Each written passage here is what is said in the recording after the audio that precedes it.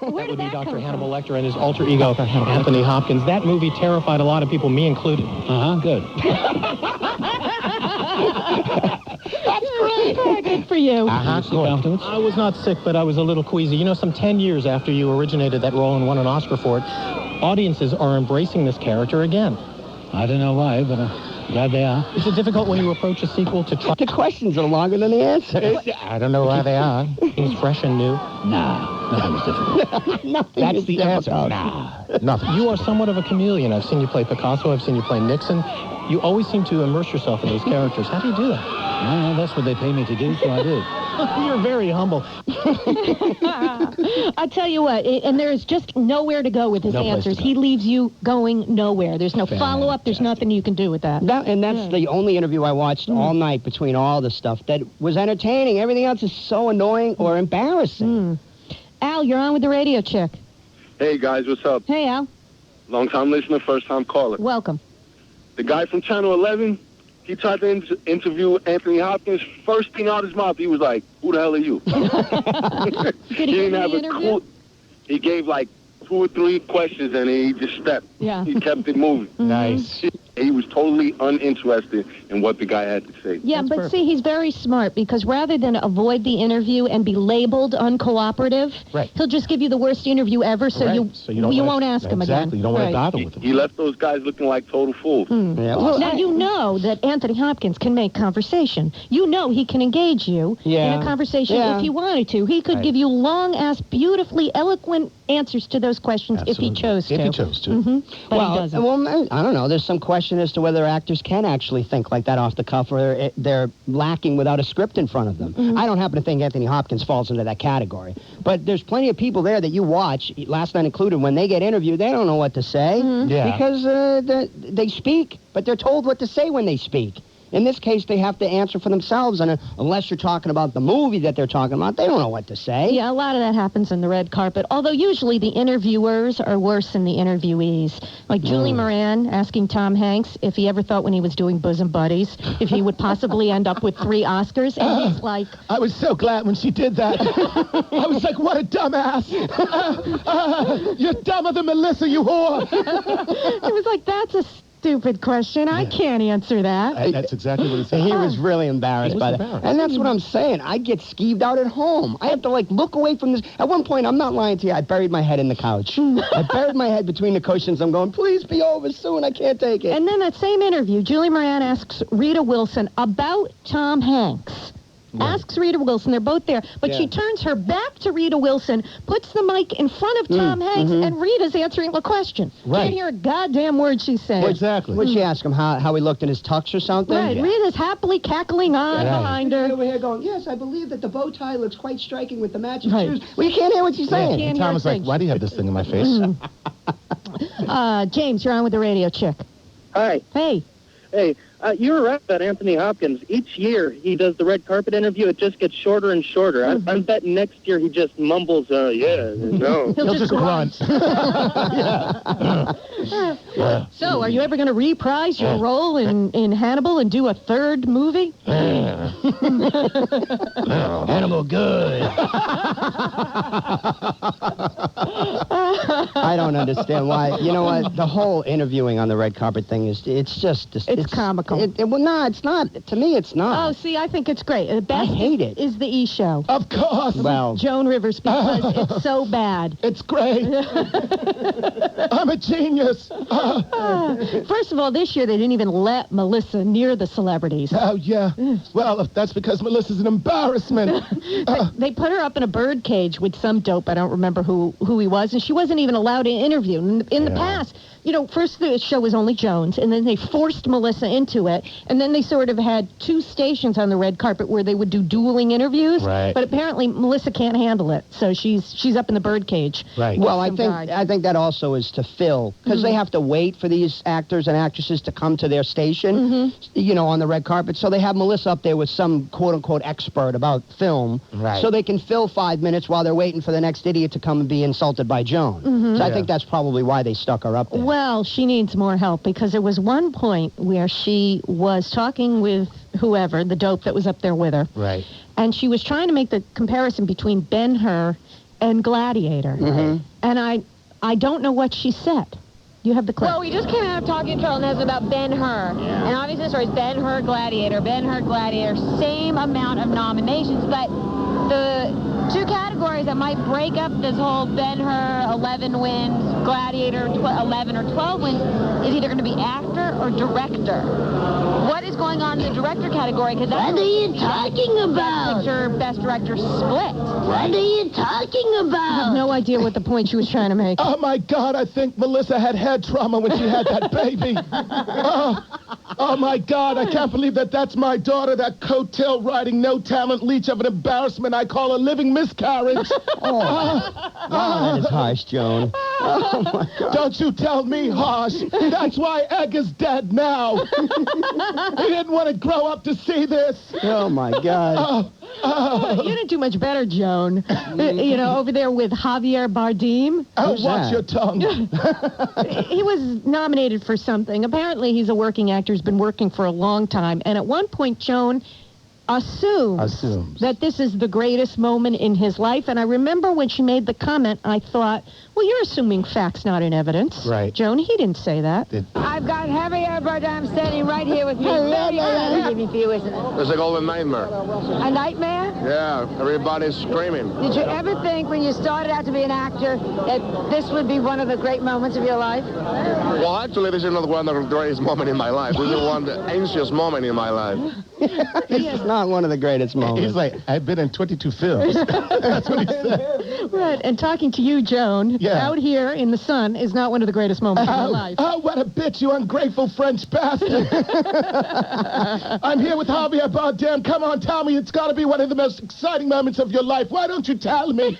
You know, I can't tell you, Joan, because you are, how we say in France, unsophisticated pig. You know, what's funny about her? She used to screw up the names, so now they must make her practice. But if she... They hand her a card. When she gets to a name she's not sure about, she doesn't screw it up, she just slurs it. Did you hear her pronounce it? Yeah. Javier Bardem. I got to wait for it to read through now. I've got Javier Bardem Javier standing right here. Bardem. Javier Bardem. Toro Benitez. 212-757-1027. Mike, you're on with the radio chick.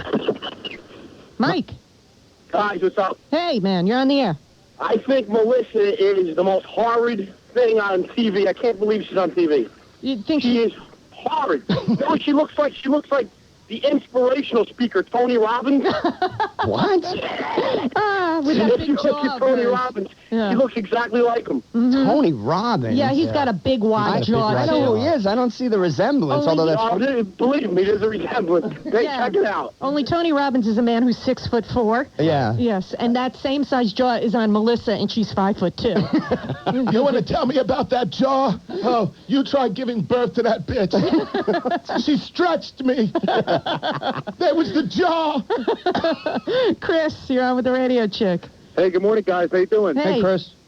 Oh, I got a question for Chuck and Butch. Who would you do, Melissa or Joan? Ooh, I do Joan. Hands down. Are you kidding? Hands down. Even with that big Joan. Klingon backbone showing through her dress. You know what the other thing about that dress was? It was that sheer material, right? And I swear you could see the varicose veins. You could see the blue veins running through her shoulders and her back through that dress. Let me tell you something. I do her from behind and plot a trip from California to Pennsylvania. Right on that mappy back of hers. Is it Joan Rivers or a AAA trip tip? Yeah, right. But You make the call. Melissa's a dog. I'm Even at sorry. 68, I do Joan. Really, you guys would both pick Joan? I do Joan in a minute before I do definitely. Melissa. That is funny. But you know what? Joan had the wrong dress on because she's a very tiny woman. But if you get to be a woman of a certain age, you should not be showing that much skin because it's all flabby. And no matter how small you are, you look dumpy and fat. And she's, sort of rounded shoulders. She's 150 years old, so her shoulders are all rounded. And all you see is this fleshy back and fleshy Jewish upper arms with the Hadassah All right, hang stop. there. I just had breakfast before the show. It's coming back. Yeah, I'm getting Chuck ready for his sexual encounter. You're stimulating him. I don't care what you say. I'm excited. I need a young black man. That's what I need. I can't. That's a tough choice, Melissa or Joan. I would take Melissa. Not at all. My daughter's a dog. You don't have to look at the face, and you know I've seen her. She at least takes care of her body. She works on it a little bit. You know what I mean? At least she's got something going on there. With Joan, you're going to see, what are you going to see? Scarring and stitches and like the flab you were just talking about. Plus, you got to hear her moan. Oh, so what? So Joan Are you kidding me? I'm hot in the bed. So Joan has skin like a boa constrictor. So what? Slam me, you bastard. Slam me. Ooh, ow, ooh, ow, ooh. Oh. Stop. Andrew, you're on with the radio chick. Yeah, she doesn't look like Tony Robbins. Who, Melissa? Yeah. She looks like somebody you were just with. She looks like Steven Tyler. Oh, my God. They must have the same plastic surgeon. Steven Tyler without Never the mind, talent. Same people. Yeah, now, they now look with a that lot in mind, alike. would you do Joan Rivers? That's disgusting. Well, the best line of all, though, was Joan, I don't remember, she was talking to one of the principals in Crouching Tiger, Hidden Dragon. And she just ended with a great line about Asians in the crowd. Lovely to see you. Most beautiful film. Thank you. Okay, we'll be right back. It's wonderful to see so many Asians here. I mean, it just gives a whole international flavor. It's great. We'll be right back. Absolutely. It's so good to see so many Asians here because I'm starving. Oh, Ang Lee, where's my General Tso's chicken? And get that bike off the carpet. And where's that little flying whore you had in the movie? I love her. I love her long time. The Radio Chick, weekdays 9 to noon. 102.7 WNEW is the Sports Guys at 5 a.m. The Radio Chick at 9. Ron and Fez at noon. Opie and Anthony at 3. Don and Mike at 7. Opie and Anthony. Ruby Michelle, how are you, Michelle? Brian really needs to see your ass. Brian's been away from his wife for a total of 4 hours, and I am just kidding. His wife's a lovely lady. Yeah, absolutely. But you two look like nice ladies, too. How he goes, man. You are magic. Opie and Anthony, afternoons 3 to 7 on 102.7 WNEW. Double your performance, guaranteed. Go now, good citizens, and tell them Captain Mercury sent you. Hour by Opie and Anthony. Serving New Jersey, Connecticut, Long Island. This is 102.7 WNEW, New York. Time to dig the chick. I need the touch of a man. I think every woman should love their boobs. You're a big pain in the ass. You make me nuts. What's wrong with Butch? Dig the chick. Hot, sleazy, easy sex. Fabulous! Oh, yeah. Red hot. Oh. She's a college chick.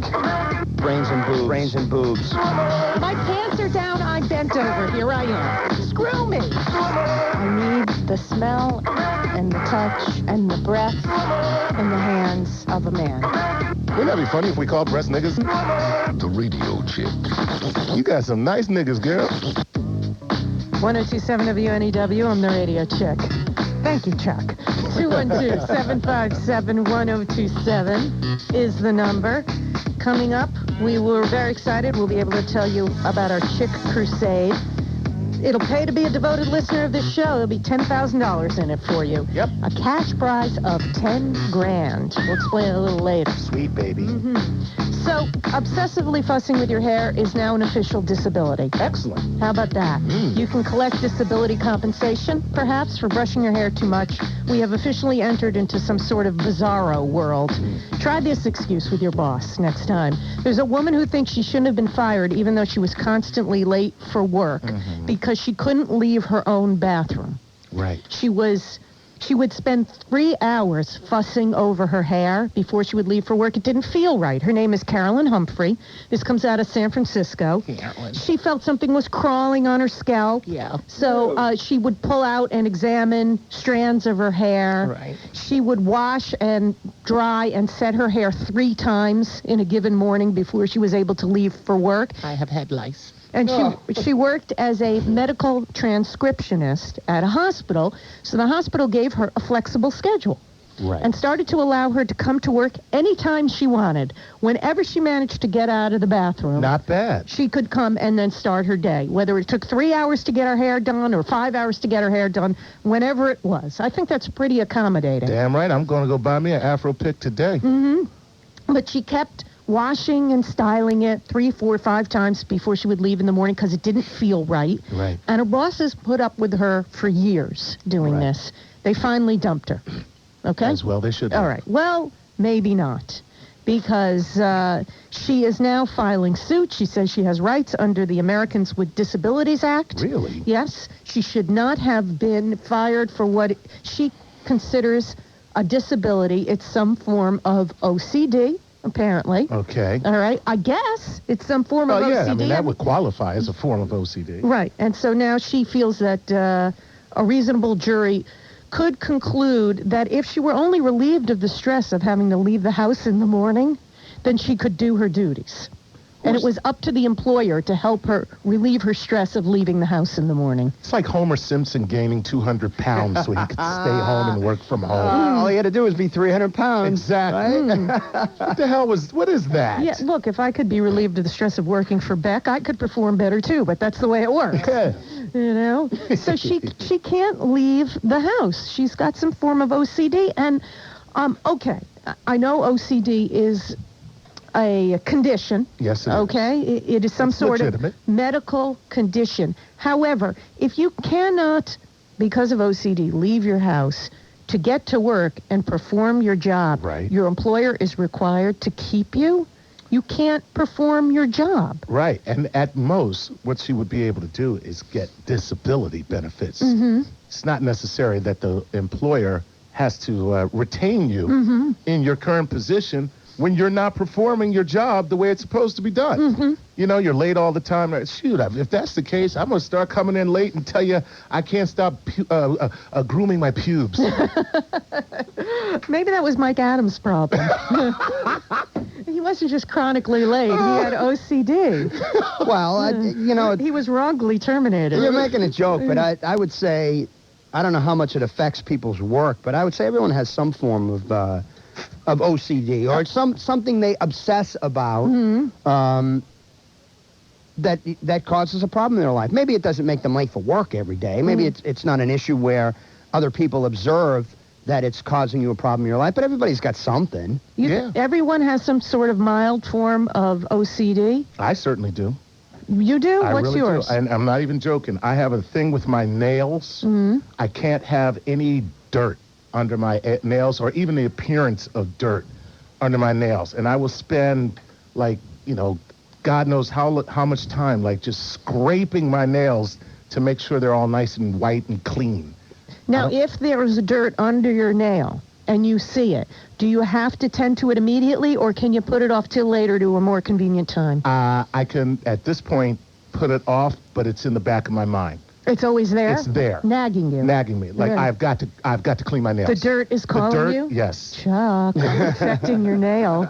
And I don't want to touch I'm growing, Chuck. I'm adding little dirt particles to your nail. Bill, you're skeeving me.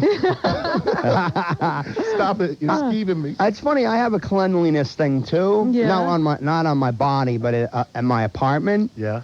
And I realized this over the weekend, and maybe it's because I'm a loser and I don't have anything going on anyway, but I spend every Saturday, at least 2 hours every Saturday, cleaning some part of my apartment. Because during the week, I'm like, oh, man, there's dust starting to build up here. Or this sink, it needs to be wiped down. And it's really not that dirty. I'm one guy. I'm living by myself. I'm hardly ever there anyway. I'm there usually just to watch television, whack off, and sleep. That's pretty much my schedule. How does it get so dirty? I think I'm obsessed with cleanliness in my apartment. Really? There's nothing wrong with that. I call that good housekeeping. Yeah, but you don't understand. I have to do it. I have to set aside those couple of hours on Saturday morning. Well, wait a minute, to take care of the apartment. If you had obsessive-compulsive disorder, then anytime you viewed a messy or a dirty apartment, you would have to take care of it immediately. You couldn't schedule it for Saturday. Well, wait a minute. Now, you just asked Chuck about his dirty fingernails, and he doesn't have to immediately go and clean them, but it will bother him until it's taken care of. Yeah. I'm the same way, and I'll tell you what, you just said it, and you struck a chord in me. I do it around here. if you leave something on my desk for me to, I got to make sure it's neat and it's in a place where it's not in my way. And I'll clean up other people's stuff around too. When we come in the studio every morning, if someone leaves an empty water bottle or a Coke can or whatever, I have to throw it away. I have to get it out of sight. You know what I mean? I can't just, like, ignore it. Well, see, now, all this time I thought you were just crabby. I didn't realize you had obsessive-compulsive disorder. Right. Well, I don't know if it's a disorder per se, but that's what I was saying before. I think everybody has, like, everybody has something they obsess about, whether it's a cleanliness thing or, like, this chick with her hair or whatever. Well, I have a relative, a young relative, who has a form of OCD, and he couldn't leave the house. He would do one of two things. He would either check everything, make sure the oven's off, make sure the answering machine is on, make sure all the faucets are turned off, the lights are on. He would set and unset and reset and set the alarm. He would leave and then not be sure if he really set it right and go back in and found that he did, but then he had to set it again and he would leave and so forth. And he also, the way it was discovered is he could never leave the shower. He would take 45, 70-minute showers because he couldn't get clean. All right, so that's insanity there. That's he never definitely felt clean enough. That's along the lines of this woman with the hair. It's to the point where it's affecting your life, where it's preventing you from living your life the way you need to. From being at work on time, or just getting out of the house on time, or whatever. I don't think everybody is that nuts, but I think everybody's got something that. Right? What about you? You must have something you obsess over, That I obsess over? Yeah. You might need to think about it, and there's people calling in now and checking in, but you're saying it has to be something trivial. It has to be... It doesn't have to be trivial. Something like dirt under your nails or dirty Kleenex around your apartment, something like that? Not necessarily. It could be something that's even more deeply rooted in you. But there's something. Everybody obsesses over something. All right. I'll think about it. Yeah. 212-757-1027. Craig, you're on with the radio chick. How you doing, guys? Hey. I obsess about a few things, but one of my worst is hand washing. I work construction. I'm on the road a lot. And I have to go on job sites, and I go through like a bottle of Purell a week. I got to wash my hands before I go to the bathroom, after I go to the bathroom, before I eat, before I, touch my face. It doesn't affect my daily routine, but it's just, it's almost bothersome sometimes. That Purell, is that like sanitary soap that... Yeah, without water. You can clean your hands without water. Ah, yes. Yeah, see, that right there indicates you got a problem. If you're so freaked out about germs that you have to have a special solution to regular soap and water ain't getting it done. It's the antibacterial. Well, no, I'm on the road a lot, too, so I don't have a sink readily available as well. Right. So. Oh, okay, So you always have it handy, though, right? Will you really lose your mind if you leave home without your Purell? No, I buy like 6-packs, and I leave it in my truck. Well, so no matter where you are, there's a handy supply of Purell waiting for you. Yeah. Yes, actually, baby wipes work pretty good, too. I can tell you about baby wipes. Yeah, Chuck knows all about the baby. Yeah, they work in something better than your hands. Hey, Craig, quick question about the Purell. Does it make a good lubricant? Yes, but I don't know that from experience. But that would contaminate it. Yeah. Oh, I see. That would make it very dirty. I would think that would make for no need to clean up afterwards. One step. Yeah. All in one. It's all in one. So the washing thing seems to be a pretty common OCD. Yeah, that is. It's not the only form of OCD. I know people here, if they would be willing to admit what their compulsive thing is, their compulsive habit, or they know somebody that has a compulsive habit. Yeah. And it doesn't necessarily, it's not limited to washing, although I think cleanliness and germ phobia is a big part of OCD, big subset of it. But no, sometimes it's routine. Like there are certain people, like for instance, you have to turn the key, and then you have to turn it back, and you have to turn it again, turn it back, and then turn it before you can go into the house. Yeah. That type of routine. Right. So that can be part of it, too. Yeah, or it's something where you check for your keys, and then you have them, but you do something else. You put on your coat, and you're forced to check for your keys again. And then you put on your hat and you check for your keys again because you have an OCD about your keys. And before you shut the front door, you check for your keys. And when you get back in, you get in the car, you check for your house keys again. And when you get to work, you're afraid you don't have your house keys, so you check for your house keys once more. Yeah, see, I have that, but that just comes from being a latchkey kid. You sound very versed in the key thing, but I know that's not your obsession because you never know where your keys are. No, I'm always helping you find your goddamn keys. I lose my keys, but once I put my hands on them, I don't obsess about them. Right. Well, maybe you should, then you wouldn't lose them. Maybe you should adopt that obsession. I'm sorry. need a little OCD. Yeah, Butch, I'm sorry. I know you think everyone has a form of it. I don't think I have an OCD thing. Oh, what? You're not good enough for OCD now? You can't obsess like the rest of us? Too good for OCD. Oh, too good. Yeah. It's beneath you. 212-757-1027. Hi, Dave. Too good for OCD. Oh, look at me. Dave, you're on with the radio chick. Hey, I obsessively smoke marijuana. I can't even leave my house without, like, rolling 5-6 joints. Oh, well, you, sir, have a serious disability. It's really bad. I find myself, rolling joints when I'm hitting the bong. Mm-hmm. I'm already smoking a blunt, and it's horrible. So you got to roll. You got to roll the joints and have the bong packed at all times. You got to have two sources. Absolutely, possibly 3 sometimes. What's the stuff? You have obsessive compulsive doobies. It's really bad. I can't even leave my house, man. I have to be thoroughly marinated in reefer. Marinated. Well, perhaps you should file for some sort of benefits under the Americans with Disabilities Act, Yeah. Dave. I'm thinking about it, But man. I keep forgetting to do. That's tonight, guys. Right there. Bye. Thank you, Dave. Say hi. Thanks, man. Some of them coming in on the instant feedback here. Sneaky Pete writing in, my OCD is check writing. I'll write a check, put it in the envelope, seal it, wonder if I wrote the check out right. So open the envelope, check it, get a new envelope, do it again and again and again. Wow, I'm bad. Yeah. I'm bad with math, and I do. I'm writing checks and withdrawing from my check account with a calculator. But I obsess over making sure that I subtracted the right amount and it matches the check. So I will subtract the amount, then add the amount to the total that's now in my checkbook to make sure it matched the previous amount. Then subtract the amount again to make sure I'm still matching up with where my checkbook is supposed to be now. And then probably one last time I'll add the amount again just to make sure it's the previous amount is correct. Is that OCD or stupidity? I could be just bad math. Yeah. I didn't pay attention in that class. I just write the checks and hope it all comes out okay. I sure hope I get paid before all these bounce. Lola, you're on with the radio chick. I'm the same as the caller before with the hand thing. And it's so bad. It's like I've gotten, like at work, people will always steal your pens. So what I've done is all the pens that I use, I keep them locked in my drawer. And I have like a cup of miscellaneous pens for everybody else to use, and I don't touch them.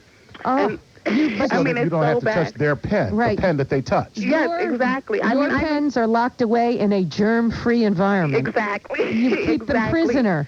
And like on the train and stuff, I can't touch the bars that everybody touches. Yeah. With my daughter, I'm like constantly, don't touch the rail, don't do this, don't do that, because I seriously have a problem with germs on my hands. And like when I get off the train, even if I've never touched anything, I'll have to go wash my hands. Well, what do you do at a restaurant, Lola? Are you freaked out by the